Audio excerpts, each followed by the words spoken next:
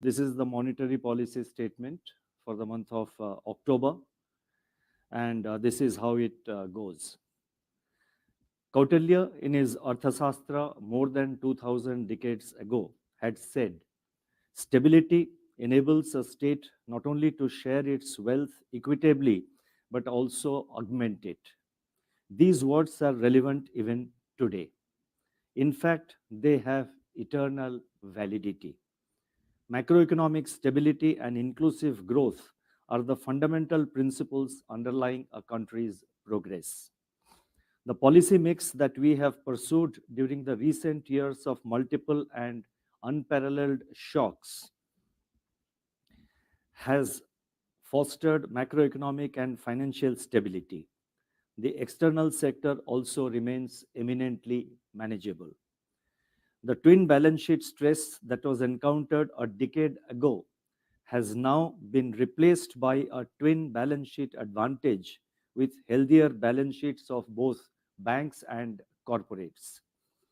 India is poised to become the new growth engine of the world.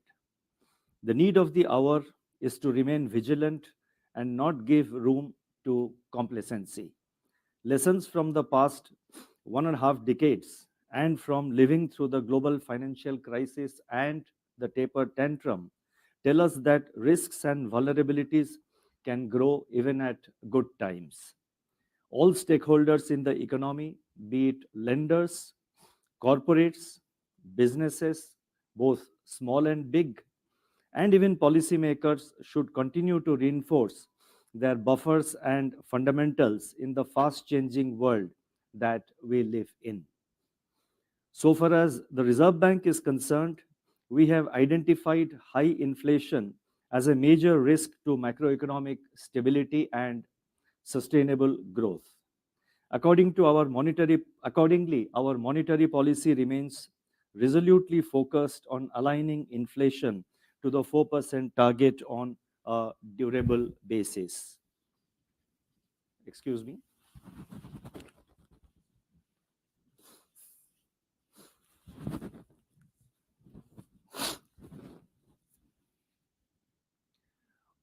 Let me now turn to the decisions and deliberations of the Monetary Policy Committee, that is the MPC. The MPC met on 4th, 5th, and 6th October 2023. After a detailed assessment of the evolving macroeconomic and financial developments and the outlook, it decided unanimously to keep the policy repo rate unchanged at 6.5%.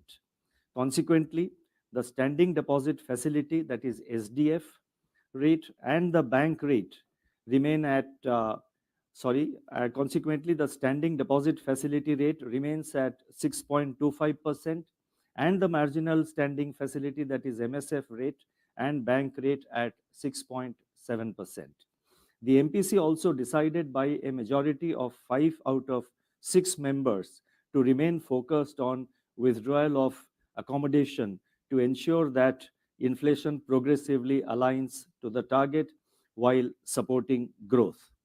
Now, you may say that this is a status quo policy. Yes, to the extent that the rate and the stance remained unchanged, it is a status quo policy.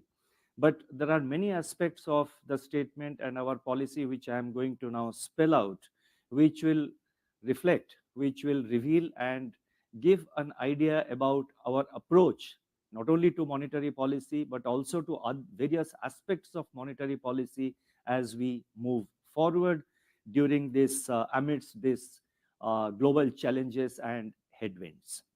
I shall now briefly set out the MPC's rationale for these decisions on the policy rate and the stance. Headline inflation has surged in July, driven by tomato and other vegetable prices. It corrected partly in August and is expected to see further easing in September on the back of moderation of these prices. A silver lining amidst all these is declining core inflation, that is CPI inflation excluding food and fuel. The overall inflation outlook, however, is clouded by uncertainties from the fall in Kharif sowing for certain key crops like pulses and oilseeds, lower reservoir levels, and volatile global food and energy prices. The MPC observed that the recurring incidence of large and overlapping food price shocks can impart generalization and persistence to headline inflation. Economic activity, on the other hand, has remained resilient. Taking into account the evolving inflation growth dynamics and the cumulative policy repo rate hike of 200 basis points, 250 basis points, which is still working through the economy, the MPC decided to keep the policy repo rate unchanged at 6.5% in this meeting of the MPC. The transmission of the 250 basis points increase in the policy repo rate to bank lending and deposit rates is still incomplete, and hence the MPC decided to remain focused on withdrawal of accommodation.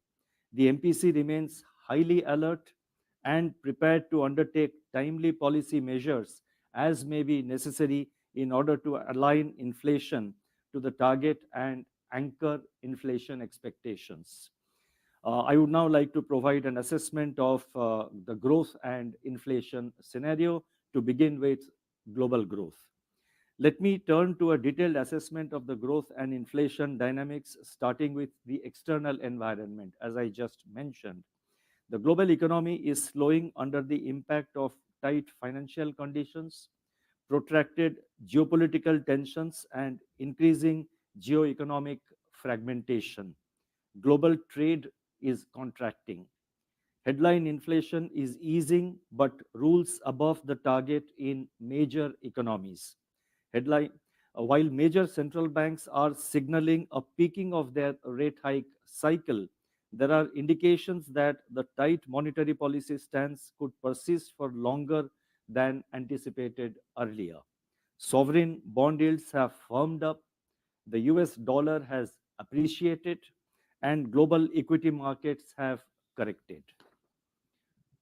Coming to domestic growth, in contrast to global trends, domestic economic activity exhibits resilience on the back of strong demand, that is strong domestic demand. The momentum in agricultural activity in the second quarter of this financial year, that is 23-24, has been sustained, although the monsoon has been somewhat uneven. The acreage under Kharif crops as on September 29 was 0.2% above the last year's level. The industrial sector extended recovery in the second quarter. Manufacturing sector gained ground in July and August, supported by key sectors such as pharmaceuticals, basic metals, cement, motor vehicles, and food products and beverages. The Purchasing Managers Index, that is PMI for manufacturing, remained robust in September also. Services sector activity is maintaining buoyancy as indicated by healthy expansion in high frequency indicators in August and September. PMI services, the data of which was just released yesterday, has exhibited strong expansion in September. Construction activity continues to be strong. Investment activity maintained its momentum with good support from government capex. Private sector capex is gaining ground as suggested by expansion in production and imports of capital goods and new projects sanctioned by the banks. Capacity utilization in the manufacturing sector on a seasonally adjusted basis continued to trend up, which augurs well for investment activity. The total flow of resources to the commercial sector from banks and other sources taken together at rupees 10.6 lakh crore during the current financial year so far is higher than that of last year. Merchandise exports and non-gold imports, however, contracted though at a moderated pace in August. Services exports expanded at a healthy pace. Now, what I have done is, I have given a lot of data points in the footnote of my statement, and those of you who are interested may refer to the statement. So whatever statement, whatever I am saying here is backed up by the data points which would justify the statements that I am making. So I would suggest that if there is interest, you may refer to the footnotes which are part of my statement. Now let me move on. On the demand side, steady expansion is seen in urban consumption while rural demand is showing signs of revival. Looking ahead, domestic demand conditions are likely to benefit from sustained buoyancy in services, consumer and business optimism, government's continued thrust on capex, healthy balance sheets of banks and corporates, and supply chain normalization. Headwinds from geopolitical tensions and geoeconomic fragmentation, volatility in global financial markets, global economic slowdown, and uneven monsoon, however, pose risks to the outlook.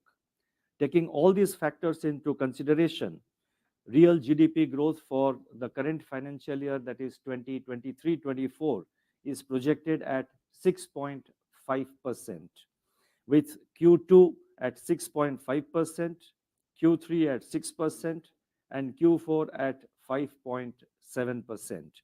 The risks are evenly balanced. Real GDP growth for the first quarter of next financial year, that is 24-25, is projected at 6.6%. Now, I said that economic activity continues to be resilient, and this is precisely what I was hinting at this is precisely what I was referring to when I said that please have a look at the footnotes. The data points will justify that statement, why we are saying that economic activity continues to be resilient and why we are projecting the current year GDP growth to be 6.5%. I would now like to focus on inflation. The heightened inflation levels in July and August at 7.4% and 6.8% respectively were largely driven by food price pressures. Vegetables with a weight of around 6% in CPI basket contributed to about one third of CPI headline inflation in July and to around one fourth of overall inflation in the month of August. Sustained inflationary pressures in cereals, pulses, and spices added to the overall food inflation. On the positive side, core inflation softened to 4.9% during July and August. It has eased by around 140 basis points, 140. It has eased by around, that is, core inflation has eased by around 140 basis points from its recent peak in January 2023. Further disinflation of the core component is critical for price stability. As evident from our survey, there is further progress on anchoring of inflation expectations, which entered single-digit zone for the first time since COVID-19 pandemic. Now, this is a part of the surveys that which we have done, so let me repeat this sentence for better clarity. As evident from our survey, there is further progress in anchoring of inflation expectations, which entered single-digit zone for the first time since COVID-19 pandemic, and the numbers are given in the footnote.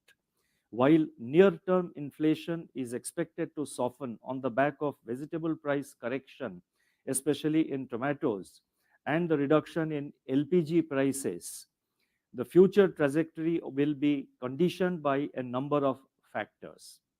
For Kharif crops, the area sown under pulses is below the level a year ago. Kharif onion production also needs to be watched closely. Demand-supply mismatches in spices are likely to keep these prices at elevated levels. The inflation trajectory will also be shaped by the El Nino conditions and global food and energy prices. In fact, global food and energy prices, if you see, over the last several months, they have been considerably volatile and they require careful monitoring, but that imparts further uncertainty to the inflation outlook. Taking into account all these factors, CPI inflation is projected at 5.4%. That is same as what we had projected earlier. And if there are questions, we will explain it during the press conference that follows usually my statement. Now, taking into account these factors, CPI inflation is projected at 5.4% for 23-24, with second quarter, that is Q2, at 6.4%, Q3 at 5.6%, and Q4 at 5.2%. The risks are evenly balanced. CPI inflation for the first quarter of next financial year, that is 24-25, is projected at 5.2%. Now, what do these inflation and growth conditions mean for monetary policy? Let me try and answer. Over the last 1.5 years, monetary policy actions broadly included compression of excess liquidity in the system, increase in policy repo rate by 250 basis points, and change in policy stance to withdrawal of accommodation to keep inflation expectations anchored and break the stickiness of core inflation. Complementing these measures were proactive supply side interventions by the government to improve domestic availability of key food items and reduce input costs. Consequently, headline inflation moderated to 4.6% in the first quarter of the current financial year, that is from April to April, May, and June of the current financial year 23-24, as compared to 7.3% in the first quarter of last year. So last year in the first quarter, it was 7.3%. This year in the first quarter, the headline inflation moderated to 4.6%. A significant easing of inflation pressures from its exceptionally high level in July and August is expected to materialize in September as the impact of fleeting food price shocks wane. Further, underlying inflation pressures are also moderating while the impact of past monetary policy actions is still unfolding. Even so, indications are that throughout much of the third quarter of the current financial year, food inflation pressures may not see much easing, or rather may not see sustained easing. External factors like energy prices and financial market conditions continue to be volatile. All these call for careful monitoring of the incoming data and the outlook. That is, we have to monitor not only the incoming data, but also the build up of the future, the outlook, to clearly delineate the durable components of price shocks from its transitory elements. Monetary policy has to be in absolute readiness to take appropriate and timely action to prevent any spillovers from food and fuel price shocks to underlying inflation trends and risks to anchoring of inflation expectations. These are non-negotiable necessities. I would now like to turn to liquidity and financial market conditions. As I have reiterated several times in my previous policy statements, excessive liquidity can pose risks to both price and financial stability. To ensure that liquidity conditions evolve in sync with the monetary policy stance, the Reserve Bank, as a temporary measure, had imposed an incremental cash reserve ratio, that is ICRR, of 10%, which impounded about rupees 1.1 lakh crore from the banking system. The ICRR was reviewed on September 8th and is being discontinued in a phased manner ending October 7th, that is tomorrow. Moderation in excess liquidity conditions as a result of the combined impact of ICRR and advance tax outflows in September has resulted in greater recourse to marginal standing facility, that is MSF, by the banks. Elevated levels of MSF borrowings amidst substantial funds parked under the standing deposit facility is symptomatic of skewed liquidity distribution in the banking system. So what's happening is that a set of banks, they are depositing in the SDF every day more than 1 lakh crores. Sometimes it exceeds 1.5 lakh crores. At the same time, there are other banks which are borrowing from the marginal standing facility of the Reserve Bank of an equivalent amount. So obviously, the distribution of liquidity in the banking system is skewed. This got reflected in the firming up of weighted average call rate, that is WACR, which is the operating target of monetary policy. Despite such hardening at the short end of the term structure, the average term spread in G-SECs in the government securities market, that is 10-year minus 91-day T-bills, remained at around 40 basis points in August and September, suggesting stable financial conditions. In recent months, banks have preferred to place funds under the overnight SDF instead of offering them in the main 14-day variable rate reverse repo operations, that is VRRR operations.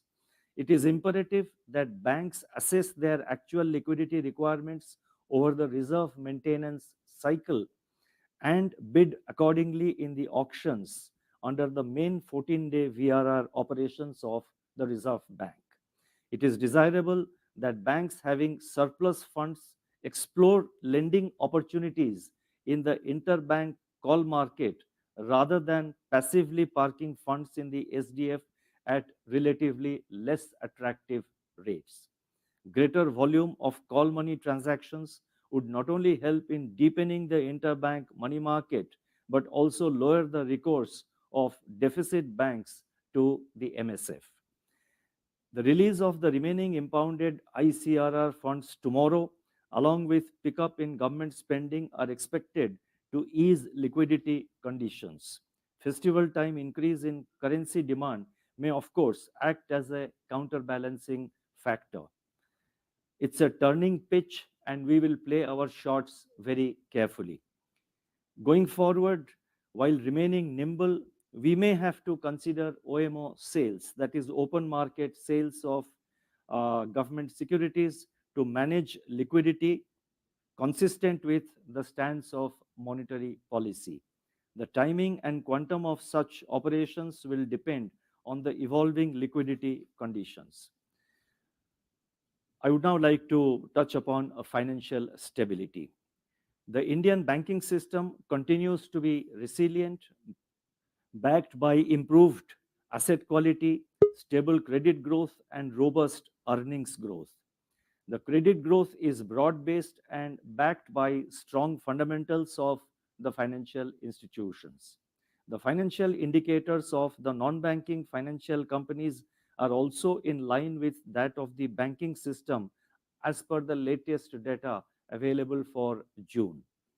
Certain components of personal loans are, however, recording very high growth.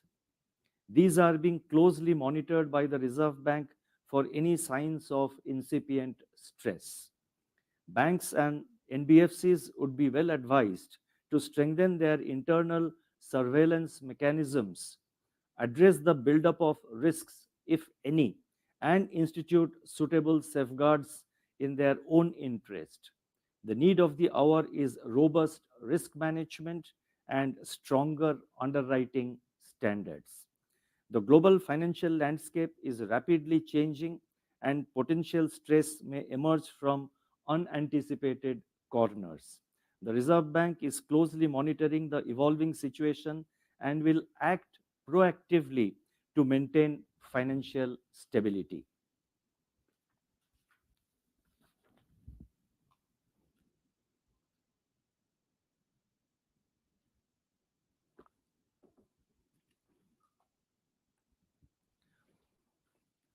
I would now like to touch upon the external sector. India's merchandise exports and imports have remained in contractionary zone so far during 23-24, although at a decelerated pace during July and August. Services exports grew at a healthy pace in the first quarter of this year and remained strong during July and August also, driven by software and business services. Inward remittances have risen by 5.8% year on year. The current account deficit for the first quarter of the current financial year 23-24 declined to 1.1% of GDP from a year ago. There was an accretion of US dollar 24.4 billion to foreign exchange reserves on balance of payments basis during the first quarter of this current financial year.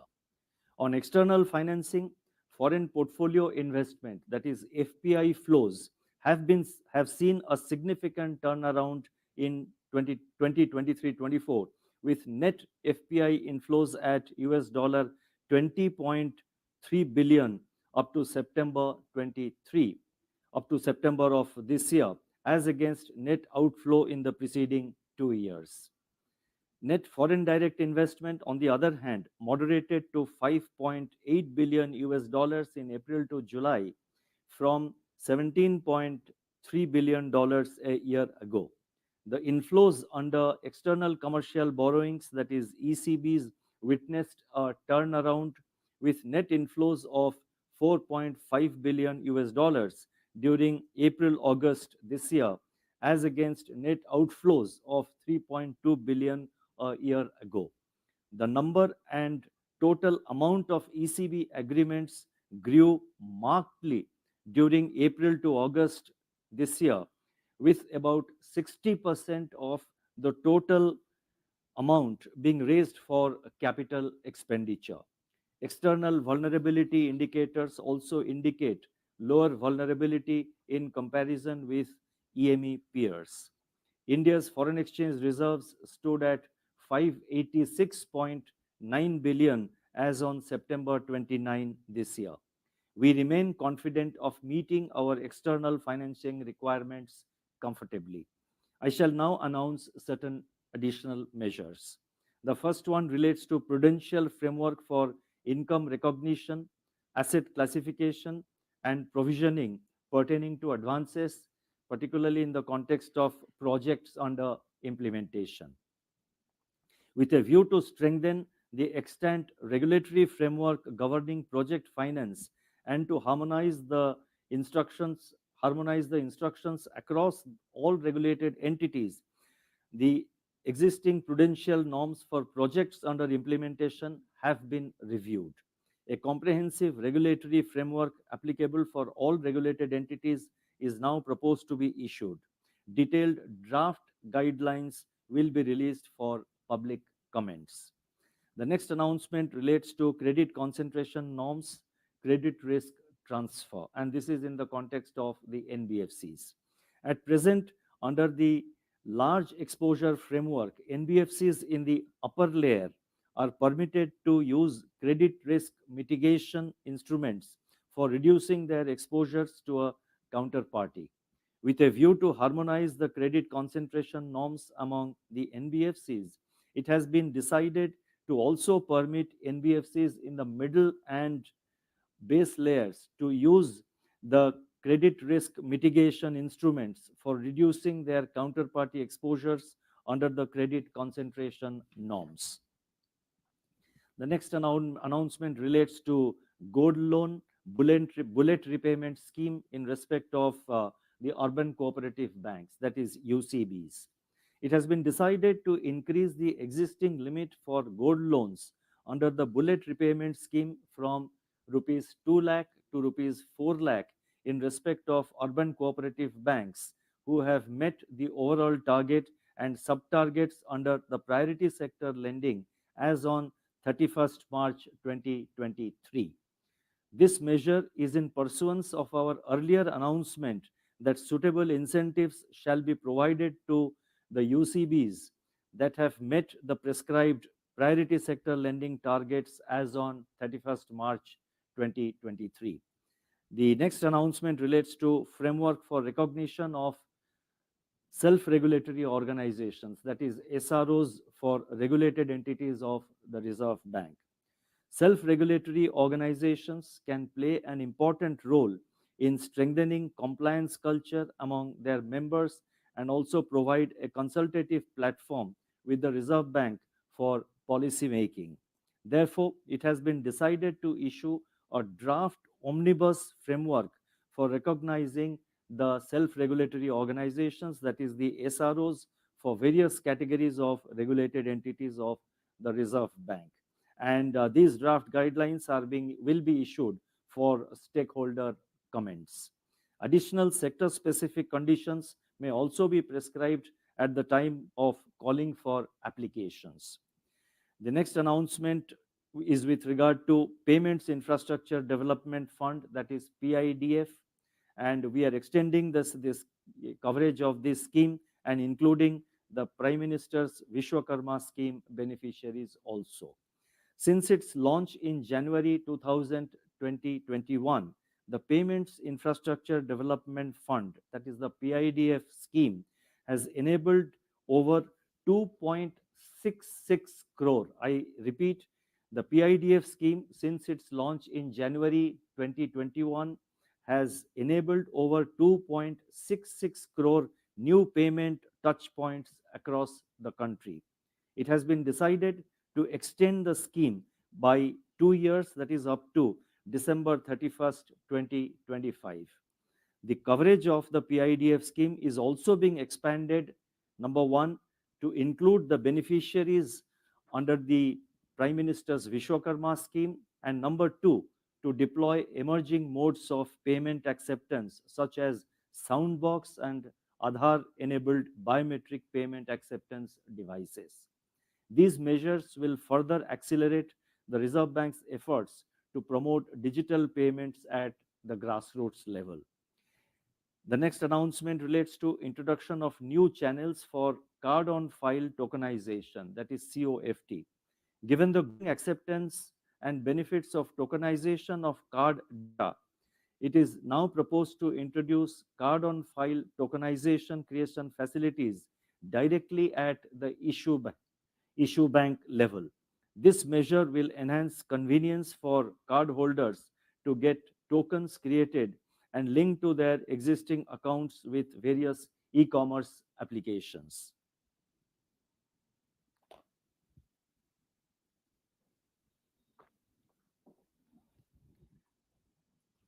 And the final announcement is as follows, after which I will conclude.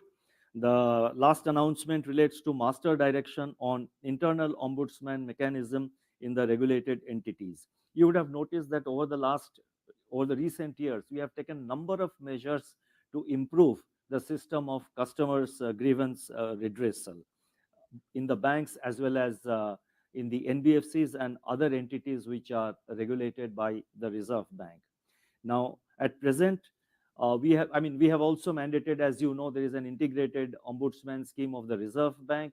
But before that, there is an internal ombudsman scheme in the regulated entities, be it NBFCs or banks.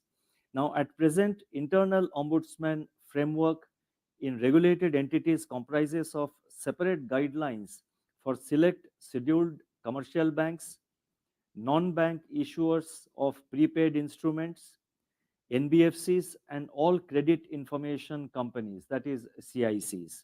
These guidelines have similar design features but vary in certain operational aspects. It has been decided to effect certain changes and also consolidate and harmonize the internal ombudsman guidelines into a single master direction. This will further strengthen the customer grievance redress system of the regulated entities. Now, I am referring here to the internal ombudsman scheme, which every bank, every NBFC, every regulated entity is expected to have, and they do have it. We are further fine tuning that system so that customer grievance redress mechanism improves further. Let me now conclude. The Indian economy is forging ahead in a challenging global environment, drawing strength from its underlying macroeconomic fundamentals and buffers. While growth remains on track, the declining trend in inflation was interrupted in July and August due to price shocks in certain food items. Volatile energy and food prices in the wake of lingering geopolitical tensions and adverse weather conditions render uncertainty to the inflation outlook. We remain vigilant of the evolving inflation dynamics. I would like to emphatically reiterate, let me repeat, I would like to emphatically reiterate that our inflation target is 4% and not 2 to 6%. Our aim is to align inflation to the target on a durable basis while supporting growth. Our commitment to ensure financial stability reinforces our emphasis on price stability and anchoring of inflation expectations. This would keep inflation risk premium low and improve our competitiveness, productivity, and growth potential. As we continue our journey ahead, we take inspiration from Mahatma Gandhi's profound words. And I quote, "If we keep that as our goal, we shall never despond, we shall never weaken, and we shall ever go forward." Thank you. Namaskar.